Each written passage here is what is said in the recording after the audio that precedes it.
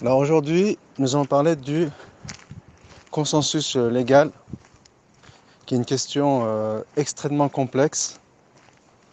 Et je tiens à prévenir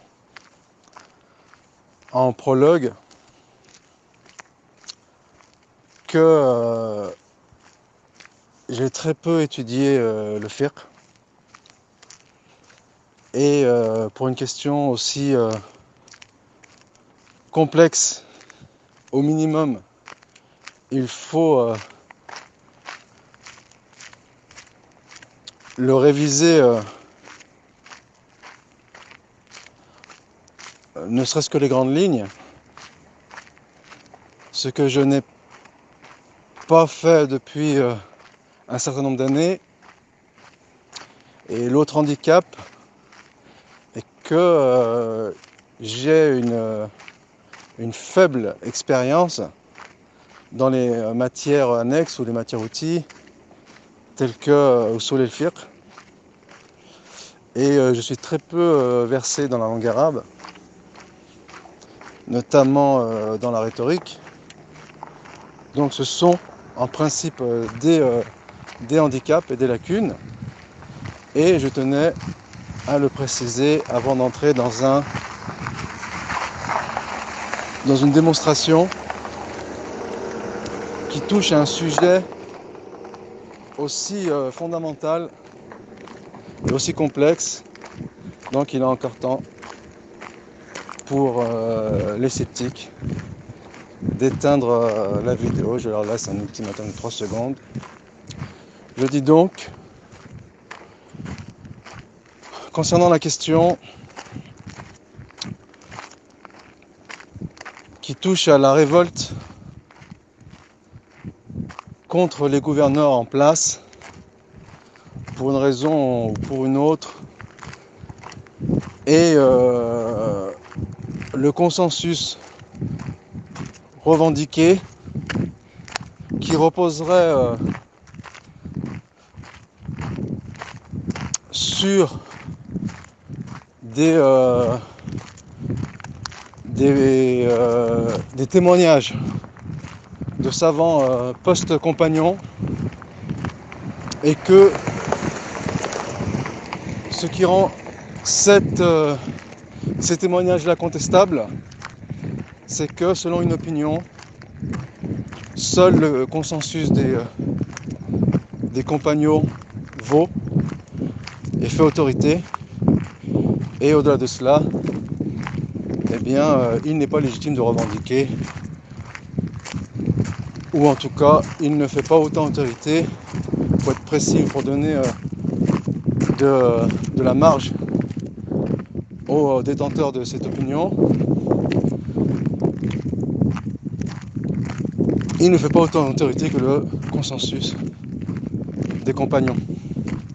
Par rapport à cela, c'est la seconde question que j'aimerais aborder. Eh bien, seul le consensus des compagnons fait autorité concernant la question de l'abandon de la prière. Et en l'occurrence, il y aurait un consensus des compagnons sur la question. Et ensuite, toute prétention venant après ce consensus, post-compagnon, serait vain ou vaine. Alors, en réponse à la première allégation,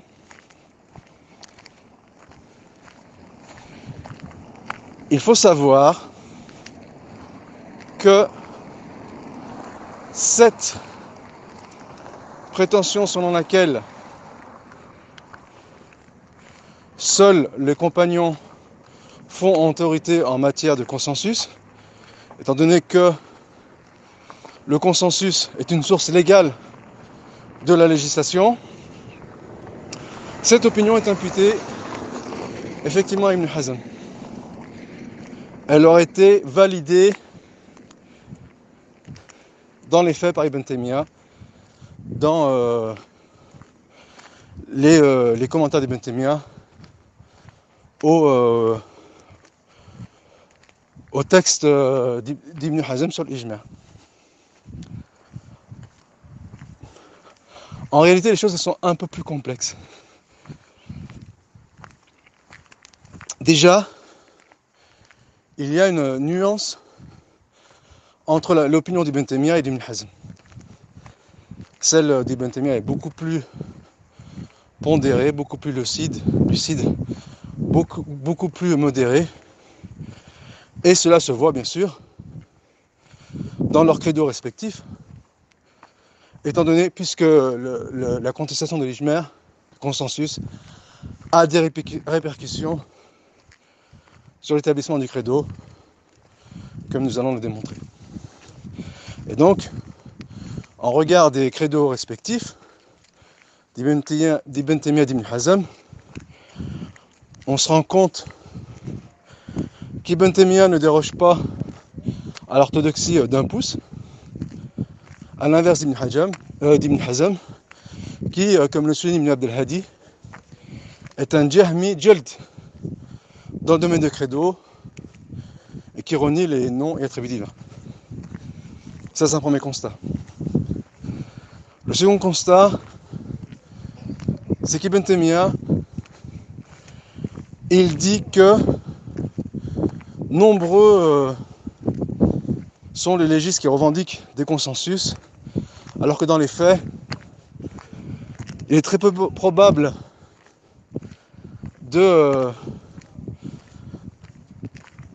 où les conditions de consensus sont peu probables, étant donné que la situation idéale est celle des compagnons lorsqu'ils étaient réunis, et ensuite ils se sont dispersés à travers les contrées, et donc le savoir s'est dispersé à travers les contrées, et par rapport à cela, eh bien, il est peu probable de nouer un consensus d'un point de vue purement matériel.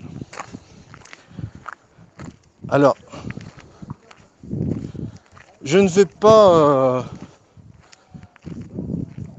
m'aventurer à déconstruire ce propos.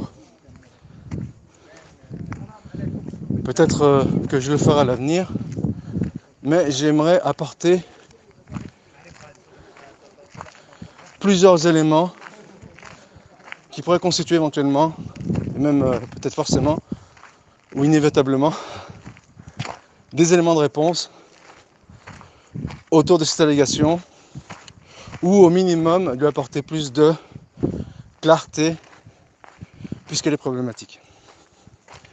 Puisque cette allégation, elle est problématique, dans le sens où cela consisterait à renier toute revendication des consensus post-compagnons. Il faut savoir deux choses. La première est qu'Ibn Taymiyyah, rahimallah, il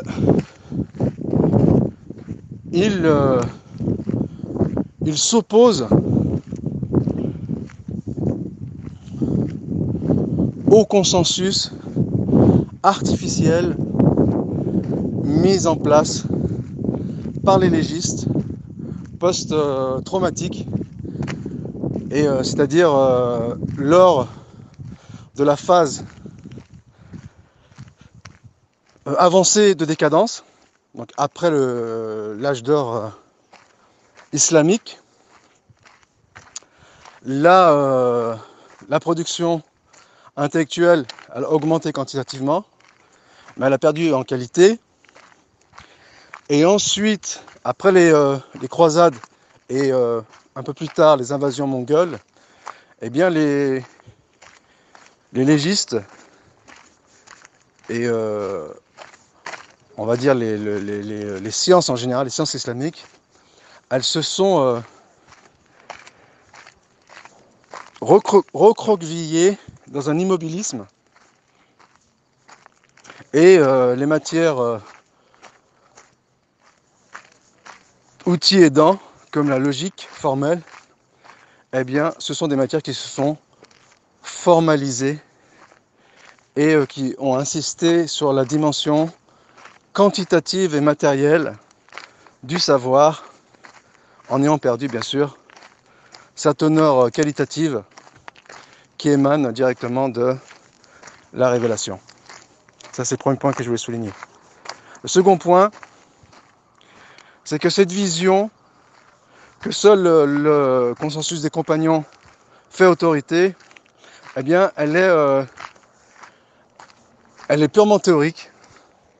Elle est purement, on va pas dire fantasmagorique, mais elle est purement virtuelle,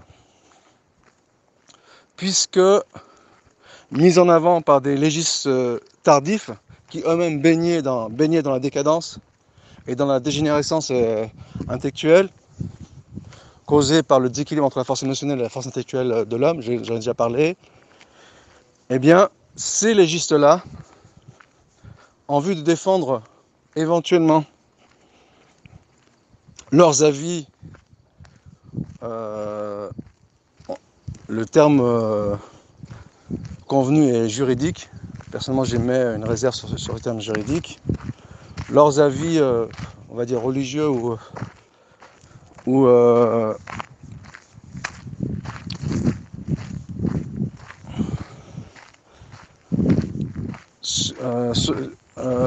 leurs avis dans le domaine du fiqh. Il faudrait trouver un terme adéquat. Sur le fiqh, je l'appelle le droit musulman, le droit islamique. Je ne l'appelle pas la jurisprudence, puisque le terme jurisprudence touche aux tribunaux, j'en ai déjà parlé, et que le terme fiqh, il est plus vaste que le terme jurisprudence. Et donc, ces savants tardifs, ils ont émis des objections à certains consensus où eux-mêmes, c'est-à-dire, il y a d'un côté les légistes qui se sont informés dans un formalisme, qui ont revendiqué à tort des consensus. On va parler avec l'exemple de la prière. Et en opposition, à contrario, il y a des orthodoxes anarchistes, entre guillemets, qui ont contesté les consensus sous prétexte que non seulement ils n'ont pas été noués par les compagnons, mais qu'il y a au sein même des compagnons des avis contraires, ce qui remettra en question ce consensus, le consensus supposé. Alors ici, je reviendrai plus tard sur le consensus, les pro-consensus formalistes. Ici, on va s'attacher aux anticonsensus. Alors, concernant les anticonsensus, leur vision même de l'établissement du consensus, elle est biaisée. Puisque les compagnons, ils sont les acteurs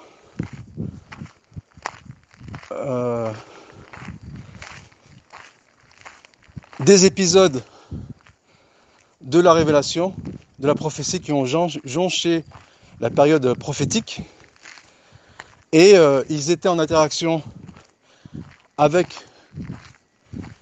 le prophète Mohammed sallallahu alayhi wa sallam, et eux-mêmes, ils étaient la concrétisation vivante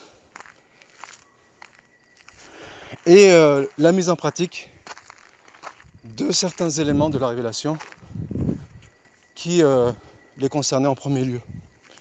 Et en cela, les compagnons n'étaient pas des légistes, c'est-à-dire ils n'étaient pas dans la position de légistes qui analysaient l'époque de la révélation pour en extraire des lois. Il est donc inapproprié de réclamer un consensus formel de la part des compagnons, puisqu'ils n'étaient pas dans une optique de compiler ou de conserver le corpus de la tradition, mais ils en étaient les acteurs et ils vivaient en première ligne les différentes étapes de la révélation. Donc il est tout à fait anachronique de dire que les compagnons ne se sont pas entendus sur tel ou tel attribut, puisque là n'était pas leur rôle, Et lorsque l'on constate un consensus des compagnons, il s'agit à contre-coup de constater que les compagnons, eh bien, ils ne se sont pas divergés sur tel ou tel élément qui par la suite a été enregistré du credo. Et ce constat, il relève du consensus que j'appelle naturel. Et ce consensus naturel, il est bien sûr universel, c'est-à-dire qu'il concerne toutes les civilisations. Mais il n'est pas le seul élément constitutif du consensus que j'appelle légal. En effet, le consensus légal, il est formé par deux éléments. Le premier est un consensus naturel, et c'est là où l'on parle de consensus des compagnons. Et le second, il est formé par l'effort des grandes références de la religion ou des érudits musulmans qui ont procédé dès la seconde époque à la conservation du corpus de la tradition et bien sûr en différentes étapes successives et voire progressives, avec peut-être une apogée à la fin de l'âge d'or, donc à l'époque de même Ahmed. Ensuite, l'apport nouveau, il est purement quantitatif, bien qu'utile il est quantitatif, même s'il reste utile. Et donc, lorsqu'on a compilé la tradition, certains synthèses se sont imposées et de ces compilations, on en a déduit, grâce à une étude exhaustive des éléments du corpus, certaines règles ou certaines lois avec plus ou moins de degré d'exactitude. Et donc, on en a déduit que sur telle question, il règne un consensus, quand bien même les compagnons n'en auraient pas fait état, et quand bien même il y aurait éventuellement une divergence de la part des compagnons sur la question, puis avec le temps, avec l'expérience et une plus grande disponibilité des textes, eh bien c'est dégagé un consensus de facto. Et c'est exactement le cas pour le consensus touchant à l'interdiction de se révolter, puisqu'à la première époque, la chose, elle n'était pas claire, ou en tout cas pas aussi claire que lorsque les protagonistes en ont fait une expérience amère dès la fin de la prophétie, d'une part, en sachant qu'à l'époque de la prophétie, la question de la loyauté envers le gouverneur ou de l'interdiction de révolte, elle n'était pas aussi impérieuse qu'aux époques suivantes. Donc aux époques où certes il y avait des compagnons, mais il y a eu une réalité du terrain qui s'est imposée et qui a donné des expériences entre guillemets ratées. Et c'est à la suite de ces expériences ratées que s'est dégagé un consensus se basant contre toute attente sur les textes qui éventuellement avait échappé à certains compagnons eux-mêmes, d'une part, ou qui d'autre part, ils n'avaient pas cet impact impérieux sur les consciences, dans le sens où c'est à la suite des expériences douloureuses déclenchées par les guerres intestines qui ont rendu à ces textes leur primauté et leur dimension fondamentale, même s'ils le sont du départ, mais où les consciences en ont été plus impactées.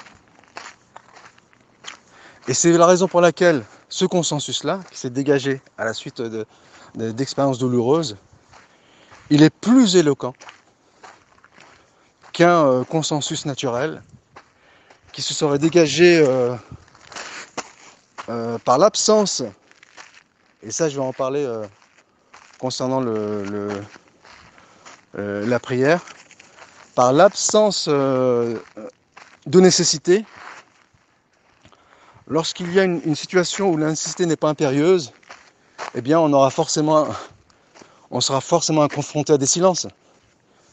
Alors que dans une situation où il y a nécessité impérieuse, eh bien, je ne dirais pas les langues se délient, puisque c'est une partie péjorative, mais les grands érudits, les grandes références de la religion, elles se prononcent beaucoup plus facilement.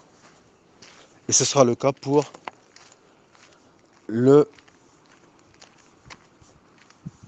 la question de l'abandon de la prière. Ainsi, pour synthétiser ce premier élément de la démonstration, eh bien, le consensus légal, il est composé de deux éléments. Le premier d'un consensus naturel, qui est présent dans toutes les civilisations. Et ensuite, il y a le consensus légal, qui est la somme de ce consensus naturel, qui en premier lieu nous est parvenu des compagnons, et de l'étude exhaustive du corpus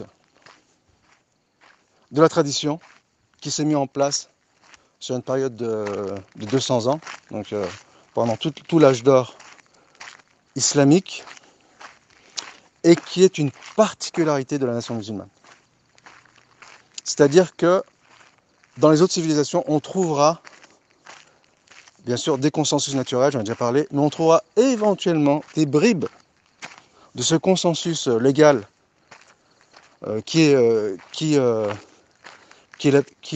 dont se particularise la civilisation musulmane, sauf que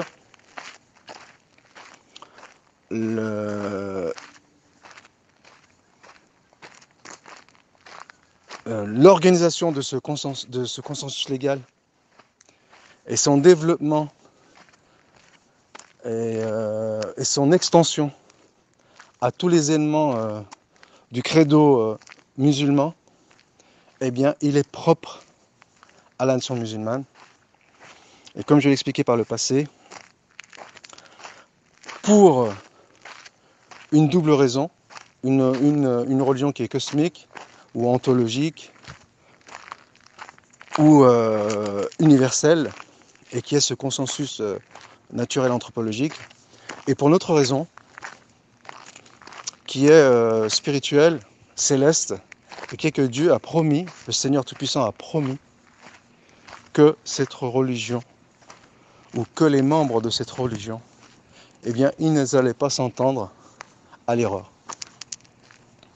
C'est-à-dire qu'ici, il y a certes une touche divine dans la l'incarnation de la religion, mais elle s'est faite, bien entendu, par des voies naturelles.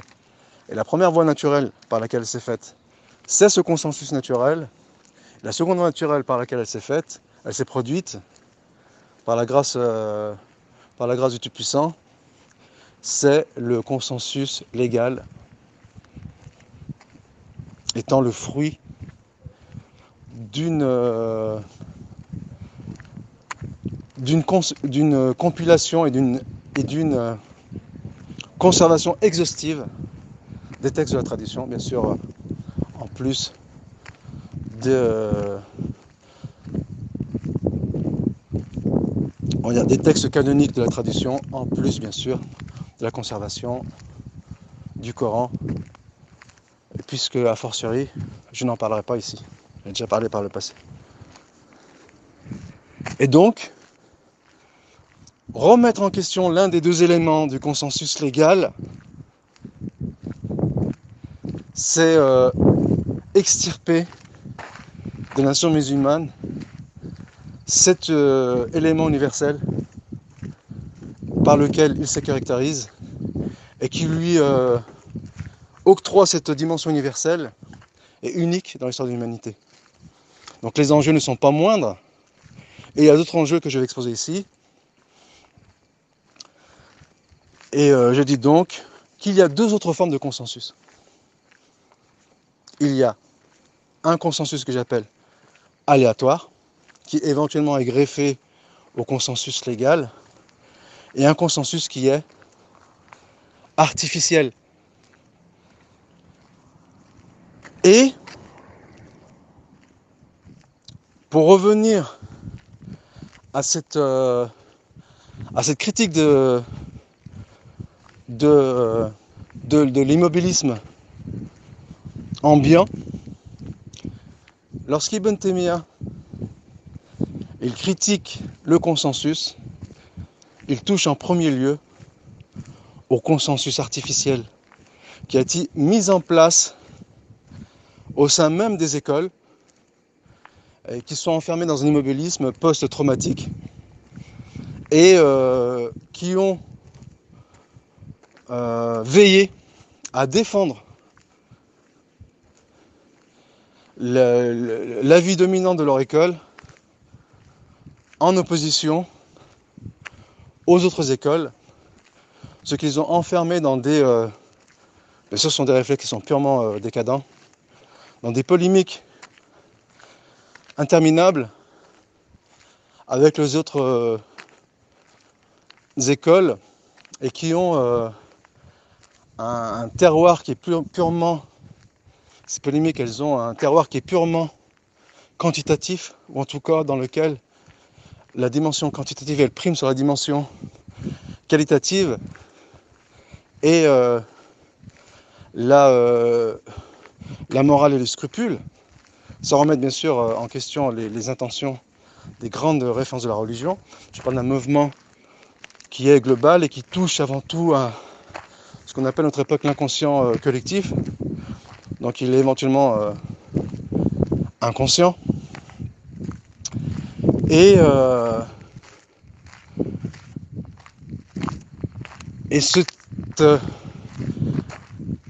ce consensus artificiel, il est condamnable, notamment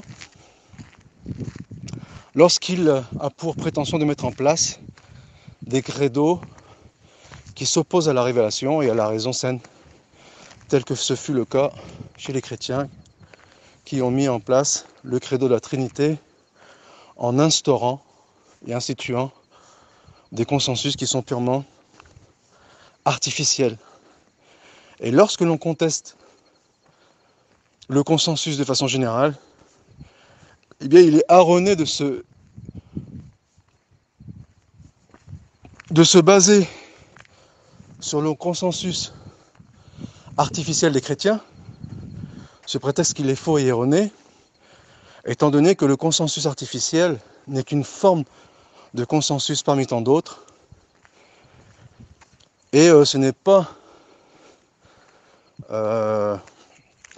parce que ce consensus est nul et non avenu, quand même on pourrait éventuellement l'utiliser selon certaines considérations, qu'il faut rejeter d'un revers de la main les trois autres consensus, dont deux parmi eux forment le consensus légal et qui est le consensus naturel, ajouté au consensus légal qui est l'effort, on pourrait lui trouver un nom, qui est l'effort ou qui est l'établissement, voilà, d'un corpus canonique duquel ont été extraits les différents points du credo.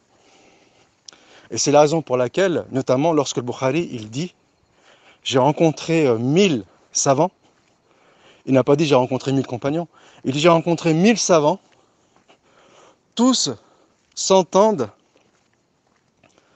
à valider tel et tel élément du credo. » Et bien entendu, ces éléments du credo, il n'y a pas chez les compagnons une opinion contraire. Et quand bien même c'était le cas, on va le voir comme on l'a vu avec la question de la révolte contre les autorités en place, et bien par la suite, un consensus est dégagé.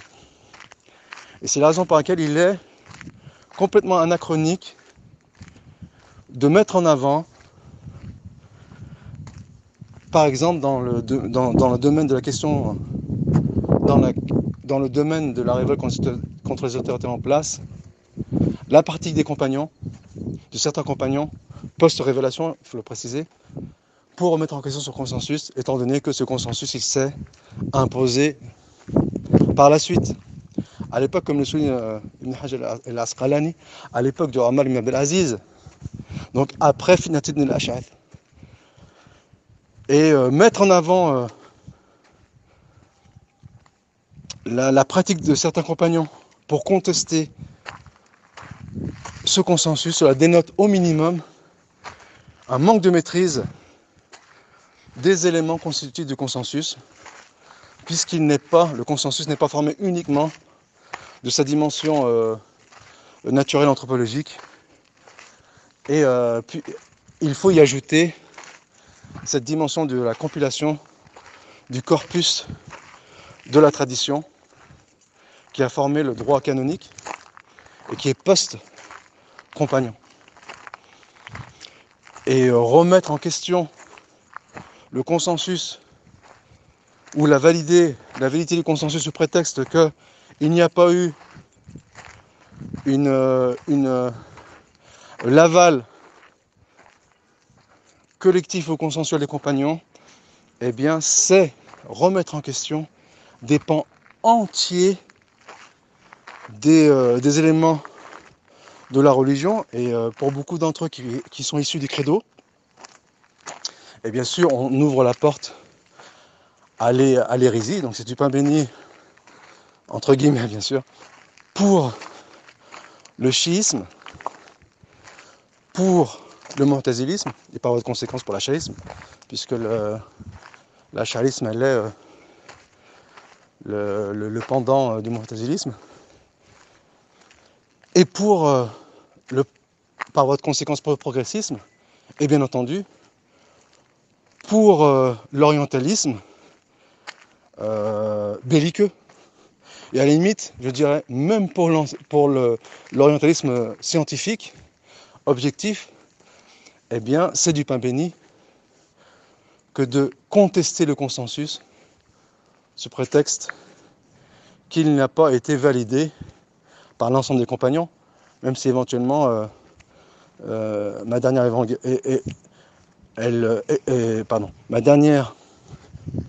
allégation, elle extrapole désolé, quelque peu l'opinion anti-consensus, mais c'est grâce à cette extrapolation qui consiste à grossir les traits d'une opinion qu'on en voit ses défauts les plus évidents. Ainsi, lorsqu'Ibn Taymiyyah rahimahullah, il remet en question les consensus revendiqués, et je vais en donner un exemple, il remet en question éventuellement, et d'ailleurs tout comme lui-même Ahmed, qui a remis en question, bien que c'était à l'époque du rassemblement du corpus canonique,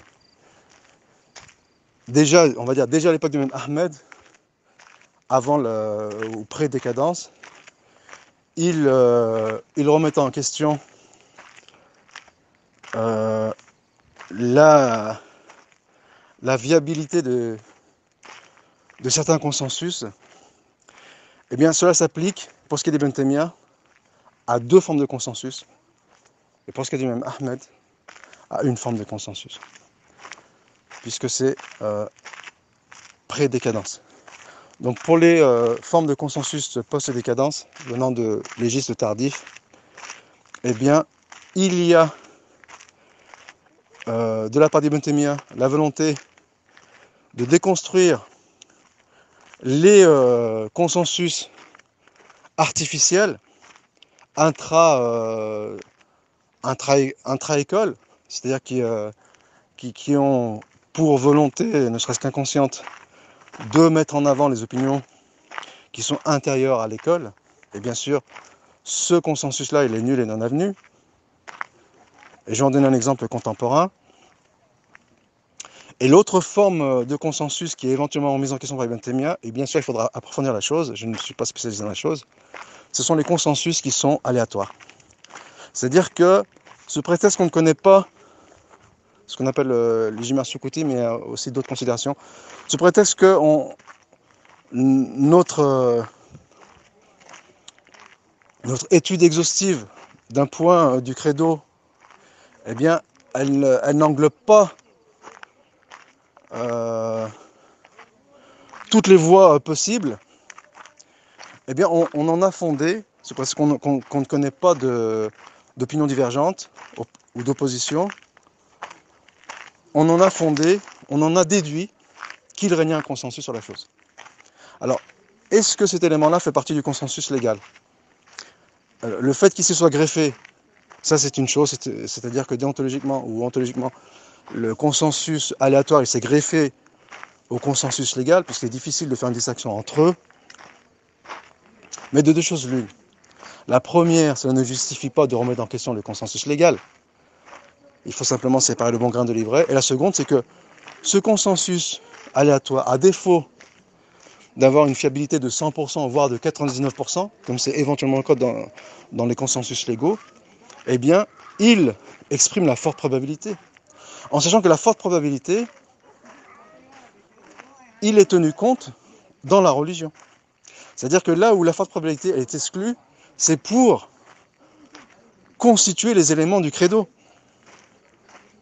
Mais ce n'est pas pour constituer tous les éléments de la religion. C'est la raison pour laquelle énormément d'éléments de la religion, qui sont extra-credo, eh bien, ils sont basés sur la forte probabilité. Et cela soulève d'ailleurs une question à laquelle s'est plongé Ibn Taymiyyah, et qui est de la distinction entre l'usul et le furu', c'est-à-dire le credo et les éléments subsidiaires de la religion, donc les éléments élémentaires de la religion, les éléments subsidiaires, dans le sens où ils n'ont pas la même importance que les éléments élémentaires, non pas qu'ils n'ont pas d'intérêt. Et cette question a été traitée par en matière de principologie, donc chez les usuliyin, pour établir qui bénéficie de circonstances atténuantes lorsqu'il ignore certains éléments de la religion, et de ceux avec qui on ne fait pas preuve de tolérance ou qui ne bénéficient pas de circonstances atténuantes en les ignorant. Et d'ailleurs c'est intéressant puisque c'est lié à la question nul n'était censé ignorer la loi. Donc même dans le credo, même dans sa vision, sa conception moderne, nul n'est censé ignorer la loi. Elle n'est pas aussi manichéenne que ne le supposent les propres termes de l'adage. Eh bien c'est exactement la même chose avec les éléments constitutifs de la religion, puisqu'il faut les distinguer entre éléments élémentaires sur lesquels il n'est pas tolérable, ou pour lesquels il n'est pas tolérable d'ignorer, et les éléments subsidiaires. Et le fait est qu'en matière de principologie, on a distingué entre l'usul, qui seraient les éléments constitutifs du credo, et le furu', qui seraient les éléments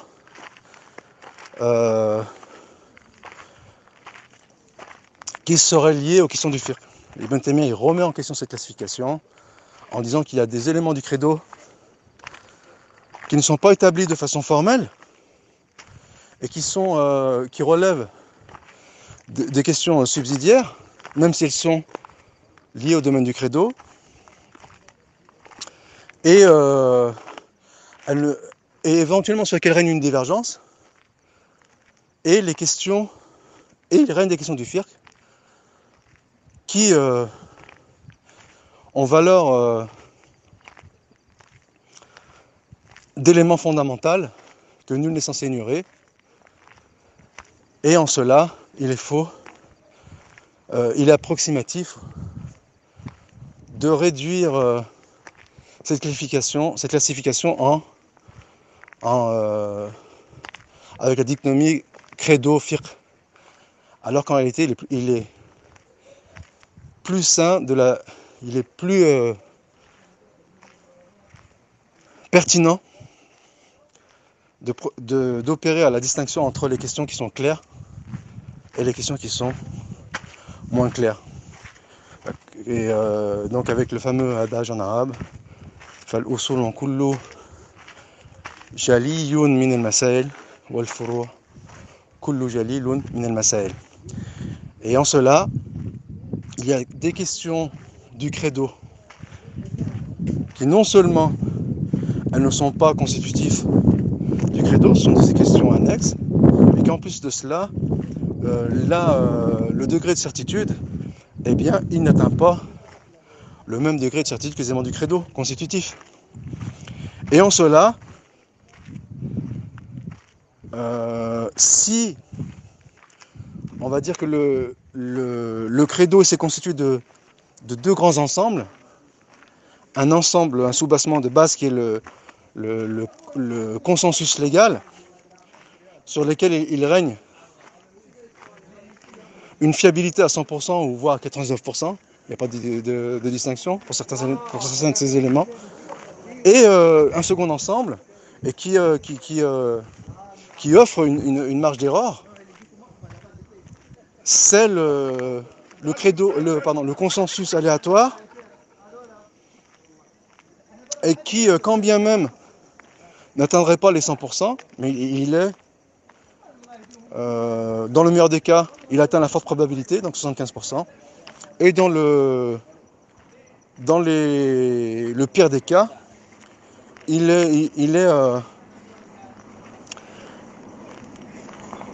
atteint les 50%, voire en dessous de 50%.